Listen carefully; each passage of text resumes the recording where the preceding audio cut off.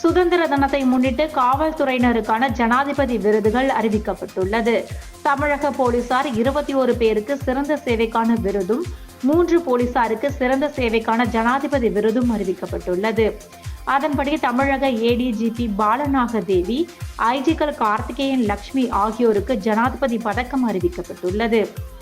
SP Jayalakshmi, துணை commissioner Sakthivel, SP Vimala, DSP Duraipandian, ADSP Gopalachandran, ADSP Sudhakar Devasahayam, DSP Chandrasekar, உதவி commissioner Christine Jayaseel, உதவி commissioner Murugaraj, inspector Ponraj, DSP Velmurugan, inspector Athisayaraj, inspector MG Rajinikanth, inspector P Rajinikanth, SI Sri Vidya, SI Anand, SI Kannusamy ஆகியோர் மத்திய அரசின் பதக்கம் பெறுவர் என அறிவிக்கப்பட்டுள்ளது.